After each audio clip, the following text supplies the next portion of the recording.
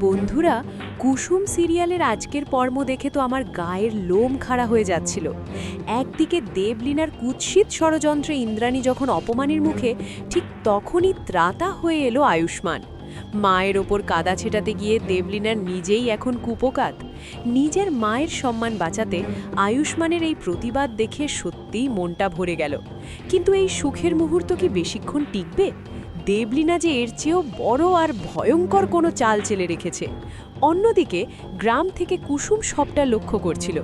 ঠিক তখনই আসে দেবীমার ফোন। কুসুম, তোকে আমার ভীষণ দরকার, এক্ষুনি চলে আয়। দেবীমার ডাকে সাড়া দিতে গিয়ে কুসুম কি নিজের মরণ ঘণ্টা নিজেই বাজিয়ে দিল?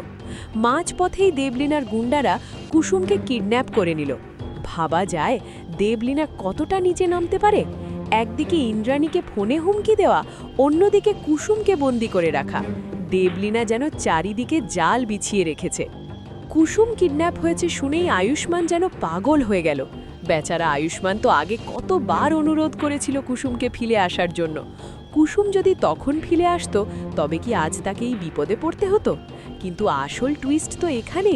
ইন্দ্রাণী তার ছেলে আয়ুষ্মানকে স্পষ্ট বারণ করে দিয়েছে কুসুমকে খুঁজতে না যেতে।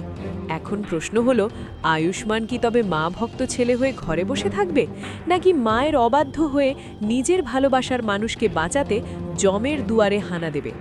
কি হতে চলেছে আগামী পর্বে? আয়ুষ্মান কি পারবে দেবলীনার হাত থেকে কুসুমকে অক্ষত অবস্থায় ফিরিয়ে আনতে, নাকি মায়ের জেদের কাছে হার মানবে তাদের ভালোবাসা?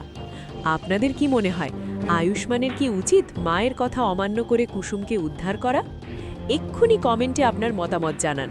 ভিডিওটি ভালো লাগলে লাইক দিন এবং এই টান টান উত্তেজনার আপডেট সবার আগে পেতে পেজটি ফলো করে রাখুন।